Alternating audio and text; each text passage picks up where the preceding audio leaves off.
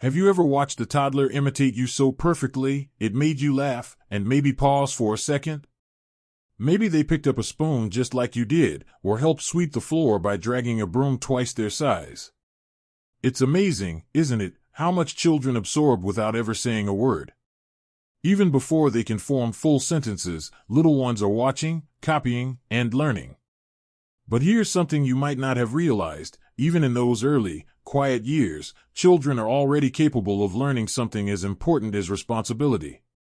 Now, I know you might be thinking, how can a baby possibly understand responsibility? It sounds like a big word for such tiny people. But the truth is, responsibility isn't just about chores or homework. It starts with routines, those small, daily moments that shape how children see themselves and their role in the world. And if you're a grandparent, a great-grandparent, or even just someone with little ones in your life, you can help guide them toward this kind of learning in the simplest, most loving ways. In this video, we're going to talk about 4 everyday routines that gently teach children responsibility, even before they can talk. These routines don't require fancy tools, big explanations, or hours of your time. What they need, what children need, is your presence, your example, and a little bit of consistency. So, grab a cup of tea, get comfortable, and let's dive into the first routine that sets the foundation for a lifetime of responsible behavior. Let's start with something as basic and powerful as tidying up together. I know, it doesn't sound glamorous. But picture this: your grandchild has been playing with blocks all morning, and now they're scattered across the floor. You could just pick them up yourself. It'd be faster, easier, and you wouldn't have to coax a wiggly toddler to do it. But what if you sat beside them instead, smiled, and said, "Let's clean up together"? Then you hand them a block, and you both drop it into the bin with a satisfying clink. They may not fully grasp the words, but they understand the action. They're part of a team. Even if they only manage to pick up 1 or 2 blocks before crawling off to chew on something else, that moment made a mark. Over time, those little hands get steadier. They know where the blocks go. They begin to anticipate that after playtime comes cleanup. Not because they were scolded. Not because they were ordered. But because they were invited, with warmth and repetition, to participate. And it doesn't stop at blocks. You can bring them into so many parts of your day. Wiping the table after lunch. Putting their dirty clothes in the laundry basket. Closing the book when story time ends. These moments aren't chores to them, they're routines of connection, and in that connection, they begin to learn, I am responsible for this space. I am part of how things work. It might not seem like much in the moment, but trust me, it adds up. Children who learn this rhythm early don't just grow up knowing how to clean up. They grow up with a sense that their actions matter. That they have a role to play, even if it's small. And the beauty is, you help teach that, simply by slowing down and inviting them in. Now, let's talk about another simple routine: caring for something living. This could be as big as feeding the family dog or as tiny as watering a houseplant. You'd be surprised how even the youngest toddlers perk up when you hand them a little watering can and say, "Let's give the plant a drink." Sure, half the water might end up on the floor. The point isn't perfection. It's the habit of attention, the act of showing care. Imagine the lessons tucked into this quiet moment: this plant needs me. I have to remember it. You're showing them that living things require patience and gentleness. That routines are not just about order, but about compassion. And even if they don't have the words to say it yet, they're feeling it. Every time they help feed a pet or gently pat a leaf, they're learning that caring for others is a regular part of life. It's these daily, loving gestures that teach children how to be responsible human beings. Not through lectures or punishments, but through presence. Through repetition. Through joy. And here's something else I've noticed, and maybe you have too: children love to feel needed. They thrive when they know they're contributing. So when you give them a job, like carrying a small cup to the table or helping press the button on the washing machine, their little faces light up. Because even at such a young age, they want to matter. They want to be part of the action. You're not just giving them something to do, you're giving them a sense of purpose. You might think, well, it takes longer to let them help. It's messier. And that's true. It does take patience. But remember, this isn't about efficiency. It's about investment. You're planting seeds. One day, those seeds grow into a child who picks up after themselves without being asked, who remembers to feed the dog, who offers to help without rolling their eyes. And it all started with a dripping watering can and a few blocks on the floor. Now, you don't need a strict schedule or a step-by-step manual. What children need more than anything is consistency and connection. They don't learn responsibility from a list on the fridge. They learn it from watching you, from doing things with you, from the tone of your voice and the warmth in your eyes. And as someone with a lifetime of wisdom and love to share, you have the perfect gift to give. So next time your grandchild is over and the blocks are everywhere, or the plant looks a little dry, or lunch needs setting out, invite them in. Say, "Want to help me?" Even if they're still babbling and toddling, they understand more than we give them credit for. You're not just passing the time. You're shaping a heart, a habit, and a future. Let's keep going, because there's more we can do to help children grow into kind, capable, and responsible adults, all before they even speak their first full sentence. Now that we've talked about tidying up and caring for something living, let's look at another beautiful routine that often gets overlooked but makes a lasting impact: participating in daily transitions. Transitions are those in-between moments, like getting dressed in the morning, washing up after meals, or getting ready for a nap. For adults, they may feel like background noise, the quiet rhythm of the day. But for children, especially little ones, these moments are full of opportunity. They're not just pauses between playtime, they're invitations to practice routine, patience, and yes, even a little responsibility. Let's take getting dressed, for example. You've probably helped a toddler into their tiny shirt or wrangled their little feet into socks.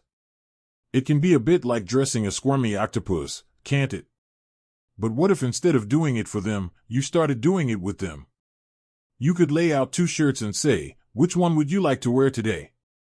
Even if they can't speak, they can point. They can choose. Then as you help guide their arms into sleeves, you say, "Now we pull this over your head, and one arm, and the other."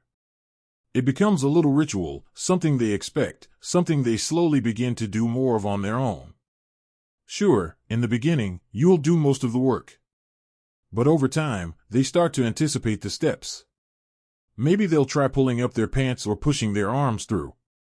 You're teaching them that this is their body, their routine, and they have a role to play in taking care of it. It's not about turning your morning into a drill sergeant schedule. It's about creating rhythm, something a child can count on. That rhythm is where the real magic of responsibility begins. Because when children know what to expect, they start taking ownership of those steps. And as you guide them gently, they feel proud. It's not about forcing independence too soon. It's about nurturing confidence through shared experience. And it's not just about clothes. Washing up is another great example. After a meal, you might say, "Let's wipe your hands," and hand them a damp cloth. At first, they'll probably wave it around like a flag. But soon enough, they start mimicking what they've seen you do. Before long, those sticky fingers are learning to clean themselves. It's a little step, but it's packed with meaning. They're learning that meals don't just end with full bellies, they end with cleanup, care, and closure. These small, predictable transitions throughout the day are like soft-spoken lessons. They don't shout, they don't pressure, but they teach. Children learn that the world has order, and that they are not just passengers in it, they are participants. And perhaps one of the most meaningful routines we can build with a child, even before they speak, is helping with mealtimes. Now, I know what you're thinking, isn't it easier to just do it myself? And the answer is yes, it probably is. But remember, we're not doing these things because they're easy. We're doing them because they build something lasting. Even very young children can help with small mealtime tasks. You might offer them a spoon to stir something soft. Maybe they help place a napkin on the table or hand out forks. It doesn't matter if they do it right. What matters is that they're involved. They're experiencing the joy of contributing, and it's happening during one of the most connective times of the day, mealtime. As adults, we often think responsibility has to be taught with big talks or serious rules. But children, especially babies and toddlers, don't learn that way. They learn by doing, watching, and feeling part of something. Every time you say, "Can you help me with this?" you're saying, "I believe in you." And even though they might not have the words to say it back, they feel it. They absorb it.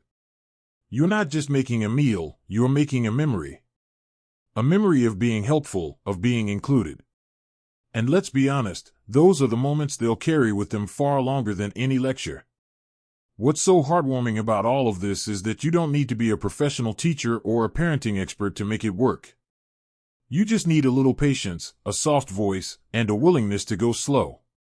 And who better to do that than someone who's already lived a rich, full life?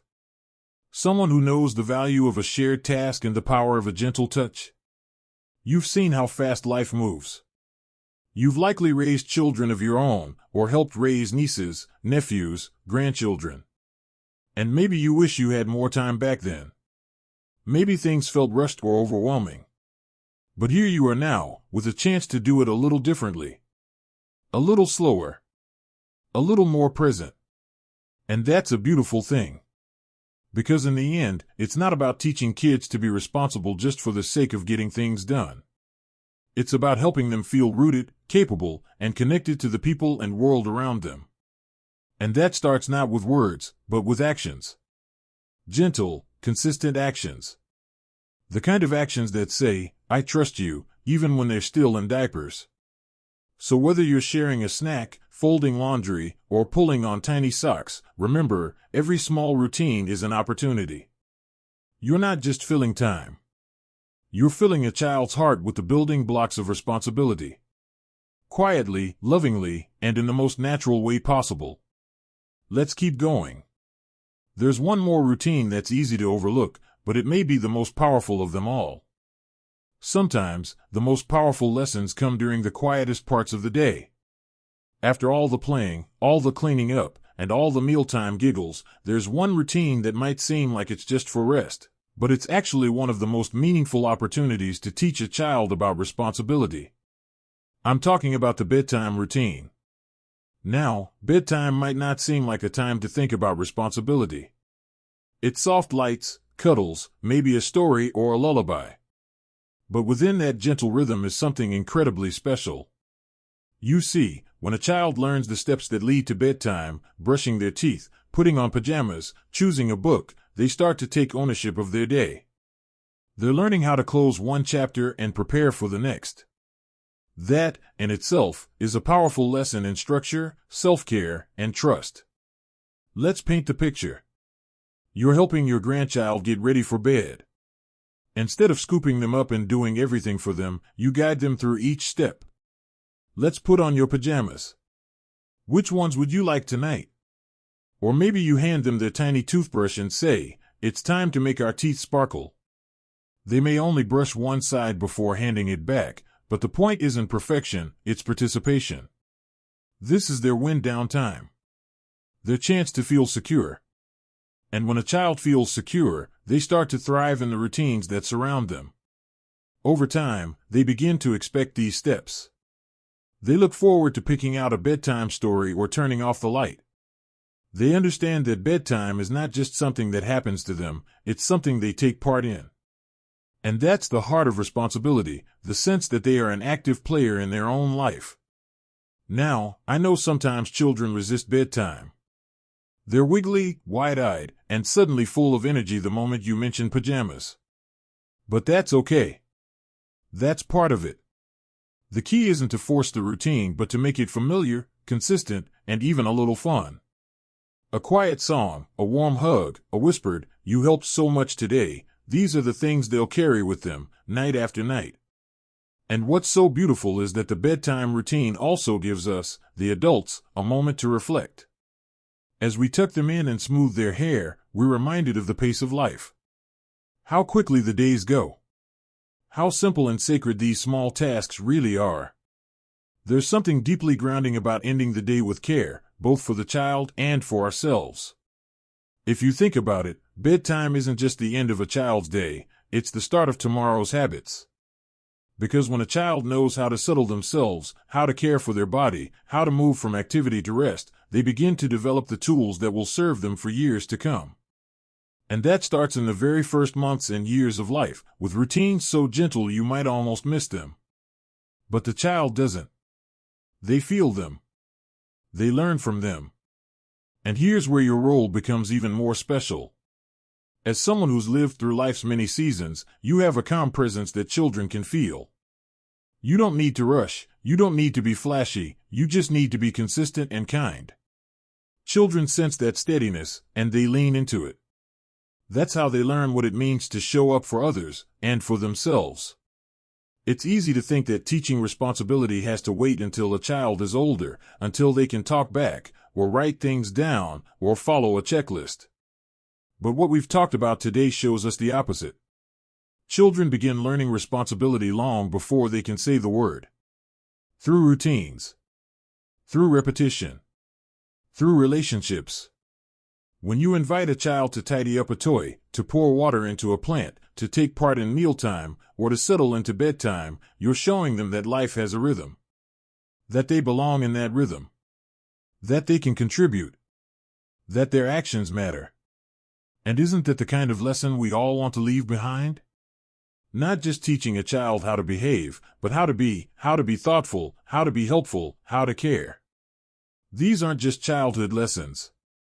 These are life lessons. And you, with your warmth and your presence, are the perfect person to teach them. The beauty is, none of this requires anything fancy. No expensive toys, no special programs. Just a little patience, a few extra minutes, and a whole lot of heart. Whether you're helping a grandchild stack blocks, or showing them how to wipe the table, you are doing something bigger than just passing the time. You're building character.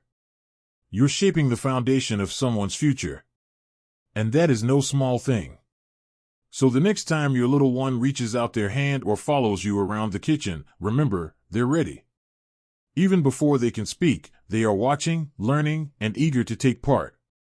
And you, just by being there, are giving them one of the greatest gifts of all, the quiet, steady guidance that will help them grow into responsible, caring people.